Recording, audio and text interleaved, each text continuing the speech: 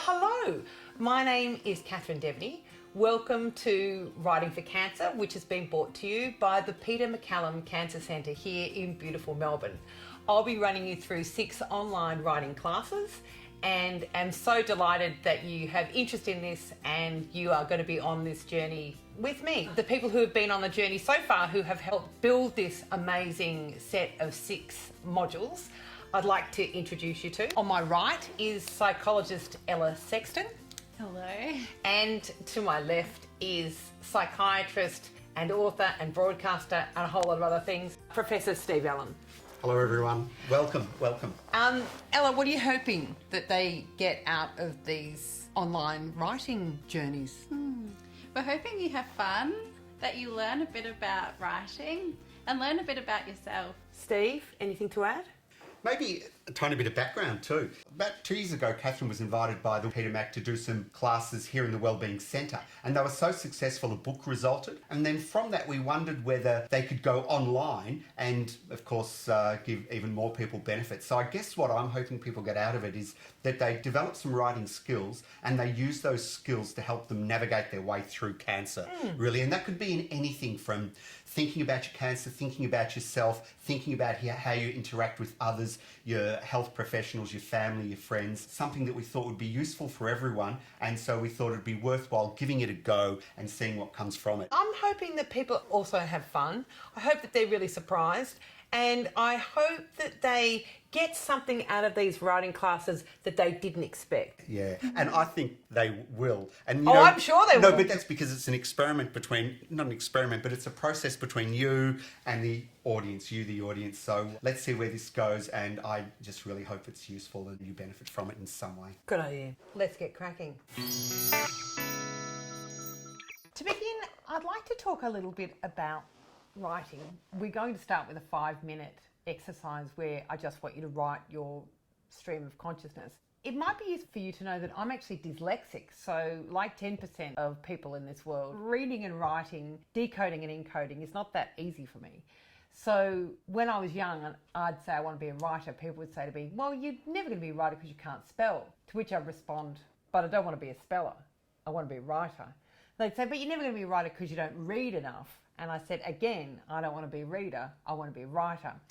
So the reason that we write is the same reason that we brush our teeth or we exercise or we have a shower.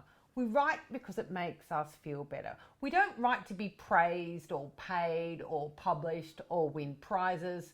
We write because it helps our souls grow. It helps us understand ourselves. It helps us order our brain. That's why we write. So in the spirit of that, I want you to think about this writing not as performative, but as transformative.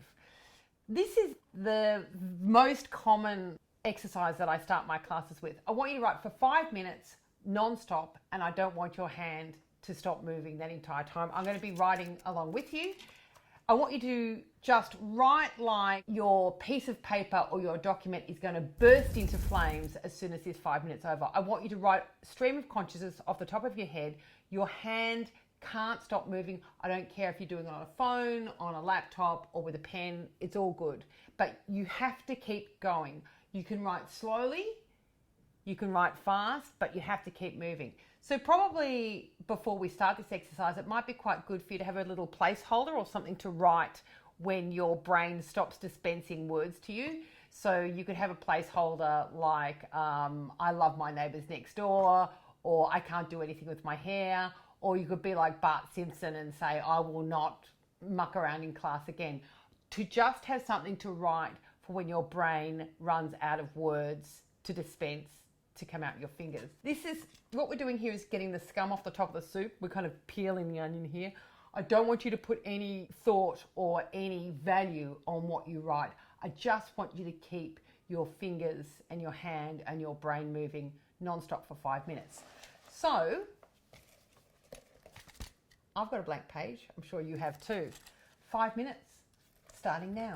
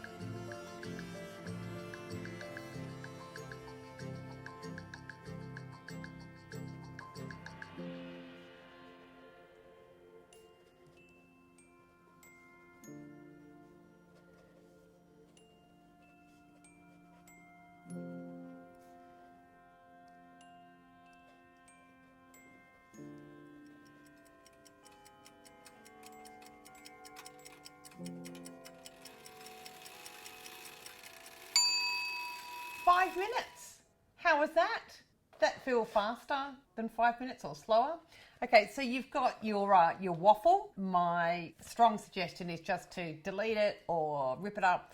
If you think there might be something in there that you might want to use, why don't you have a little look at it and see if you want to have a fiddle with it, clean it up a little bit. But honestly, this exercise, it's a bit of a warm-up just to get everything working, get your brain working, get your hands working. So I hope you enjoyed that.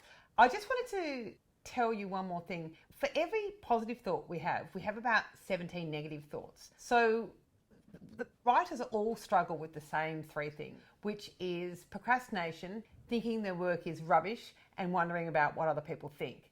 So if you struggle with those, I want you to know that that is not something to worry about, but actually an indicator that you're doing it. These are normal. And the difference between people who write and who don't write are people who just give in to those voices in your head saying you should be doing something more important. Who do you think you are? This is a waste of time. I've got a little tip here.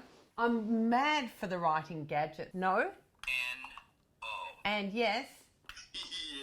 Buttons. So back in the old days when people used to be trying to give up various habits, they would say, put a rubber band around your wrist, and when you go to, eat that chocolate biscuit or have that glass of wine, just give yourself a flick so that creates an association with that feeling of a negative feeling. These buttons can kind of help rewire you a bit, because you can get to a place between stimulus and response by being aware of when those negative thoughts come into your heads. So I want you to think about the negative thoughts that come into your head when you're wanting to do something like writing. It could be something else that comes to mind, but for the purpose of this, we're going to think about writing. So I'm just going to go with a train of thought. It's like, I should get up and write. It's like, why bother? What's the point? No! I actually, that's a waste of time. I mean, who do I think I am? No. I really should clean first. I really should unpack that dishwasher. No! Actually, before I do anything, I'm going to check on my emails and my social media. No! If you can use these to just pivot your thinking, just what you need to do is to be aware of that point where you go off track. So just remember, for every positive thought you have, you're going to have 17 negative thoughts. This is also quite good if you want to encourage yourself, because some people respond better to reward and some to consequences, or as we used to call it in the old days, punishment. So this yes button's quite good. So say you go, okay, I'm going to just check my social media, then I'm going to write. It's like, no, I'm going to write. I'm going to open up my journal, or I'm going to open up my laptop now. Y-E-S, yes. You might go, no, I can unpack the dishwasher later, or I'll get someone else to do that. I'm going to write because it's really important and it makes me feel better. Yes. You can get these online. I think you can get them at Officeworks. Just a little bit of, here's my kind of writing bling tip for today. Our next exercise is a 7-minute exercise, and I want you to go back into your memories, and for 7 minutes, I want you to write about your first experience with art. Okay, so that could be the first song you remember. It could be the pattern on a carpet. It could be the stained glass ceiling at the National Gallery. It could be hymns at church. It could be a pattern on a dress or pajamas or a doona cover or wallpaper. It could be nursery rhyme. It could be an unbelievably beautiful decorated cake. It could be your 3rd birthday cake and it had a pig on it. It could be a sculpture that you saw, or a painting, or a picture. It could be making that stuff yourself. Your first memory of art could be finger painting, or it could have been singing, or remembering a poem, or telling a joke. So I want you to just sit with this for a second and think about all the different kinds of art. What is art and how it affects you, and your first experience with that. Art is all around us. One of the things I'm really against is the fetishization of art. I don't think of it as something that only certain people do. Everything is art. This dress, these earrings, this chair that I'm sitting on, even this clipboard has been designed and is art in itself. So wind yourself back into your earliest memory of art, which hopefully will also be connected to pleasure and perhaps some form of enlightenment. So you might want to pause it now so you can have a think about what that is. You might go, oh, it was the dashboard on my father's car is the first thing I remember, or my mother's apron. I know that's very gendered, but it's just what came to mind. And don't question those things either. You can go beyond them and go, that's too gendered, what's next? A dashboard, absolutely art. An apron, absolutely art. So it's a 7-minute exercise, and you can pause, and as soon as you want to unpause, you'll see that my pen will start writing as we start timing. Now, 7 minutes, your first experience of art.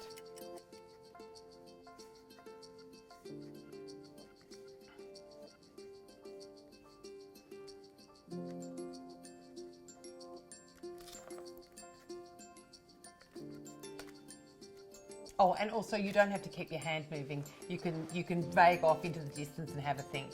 I just want you to stay on this topic and don't be intruded by emails or checking on people or social media.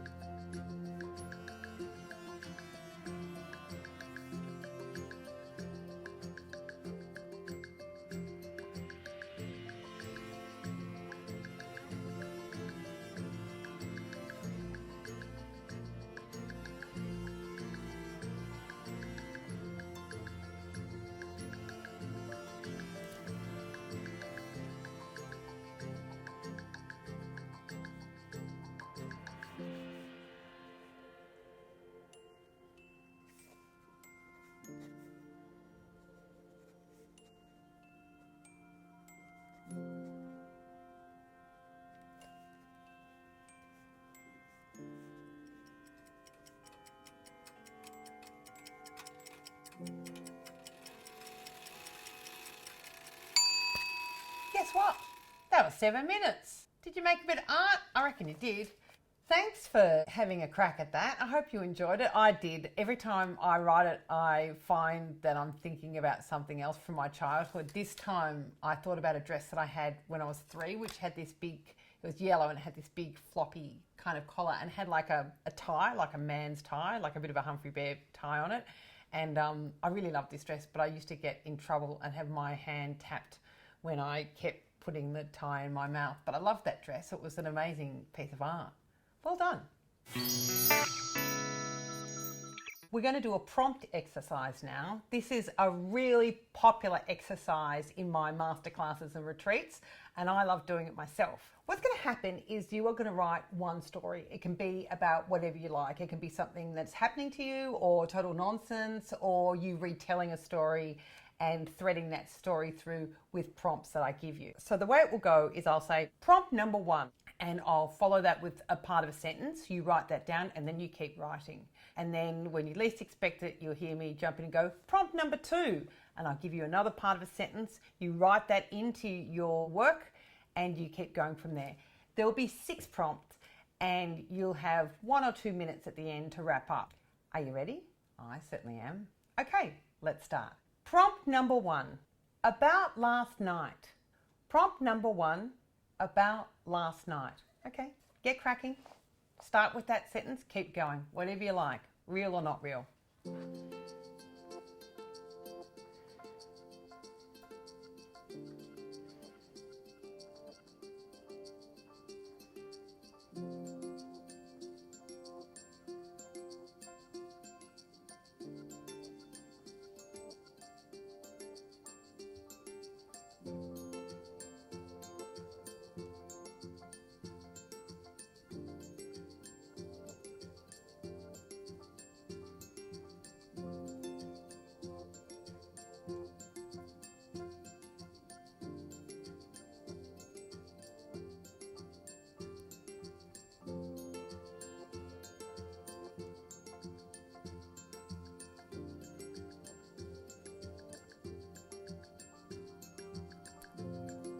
Prompt number 2, the way I remember it.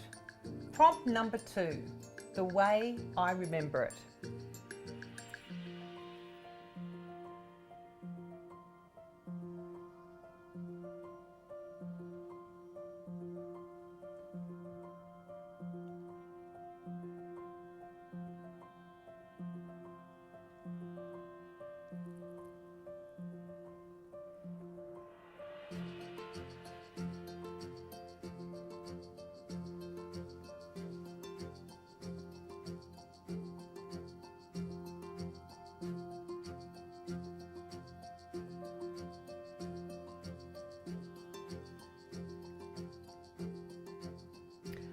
Prompt number 3, a small red ball.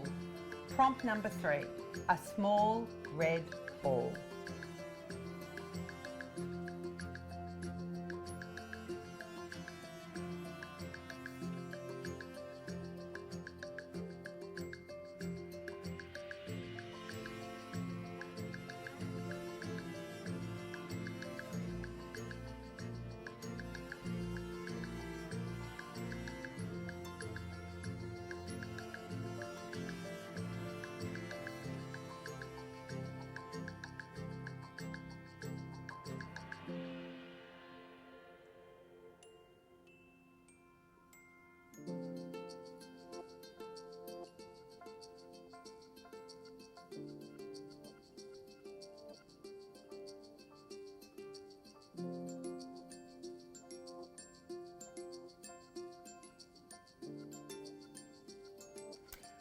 Prompt number 4, the Japanese believe. Prompt number 4, the Japanese believe.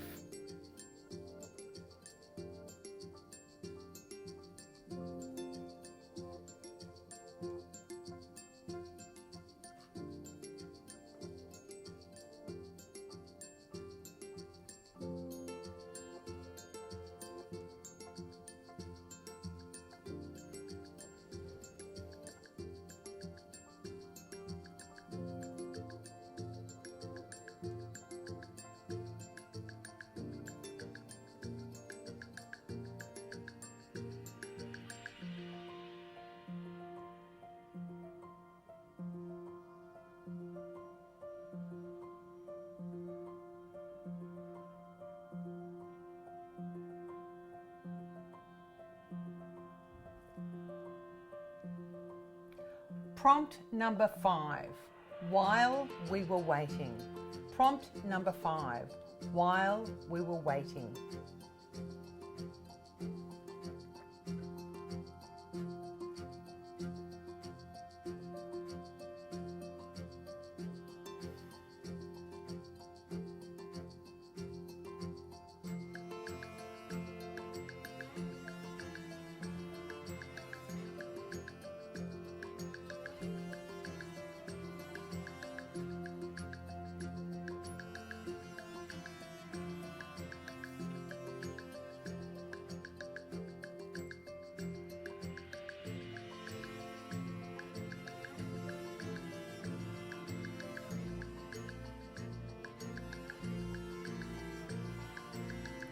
Prompt number 6.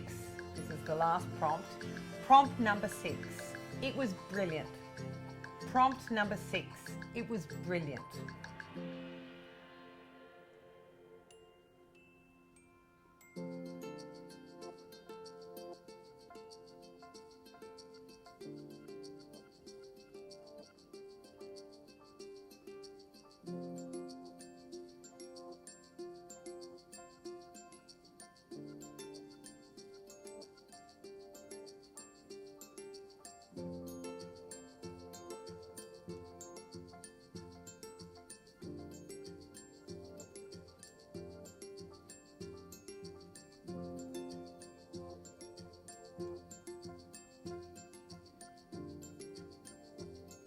Terrific. I'll give you about 90 seconds to finish up. You can have a bit of a look, brush it up, have a bit of a read. 90 seconds.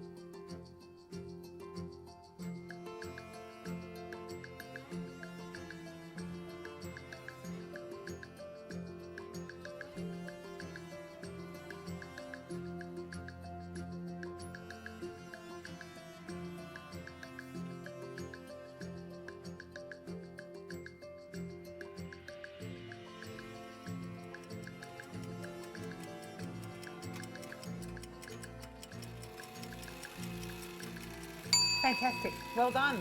I hope you enjoyed that. I had a lot of fun, but there's more coming. So maybe pause now and pop off and get a cup of tea or take a big lungful of fresh air, and we'll see you back here in a sec.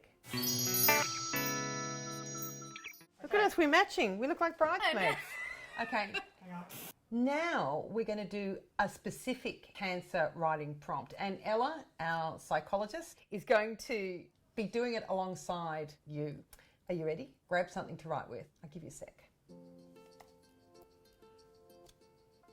Okay. First question. This isn't one long piece. I'm just going to give you a bunch of questions that I want you to answer. First question is, how are you feeling today? How are you feeling today?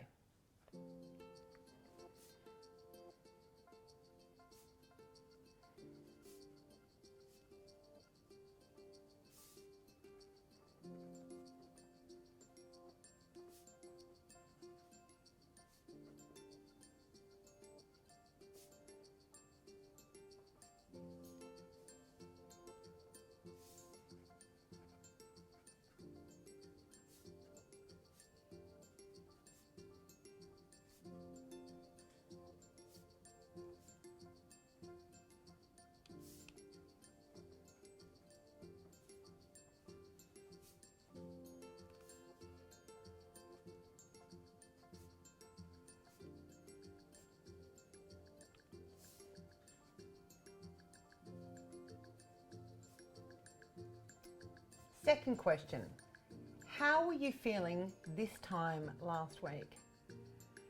Second question, how were you feeling this time last week?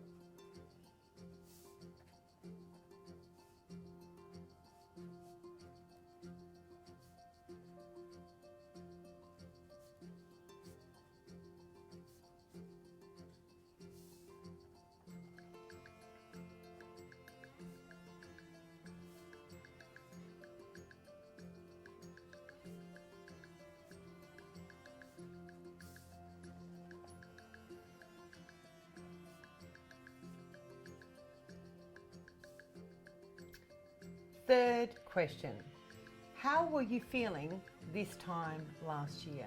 Third question, how were you feeling this time last year?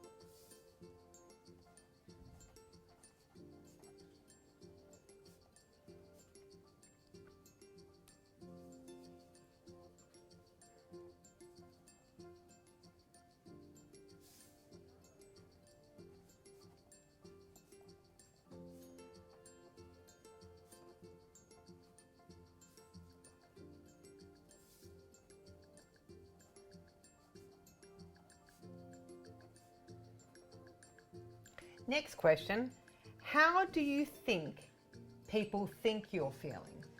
How do you think people think that you're feeling?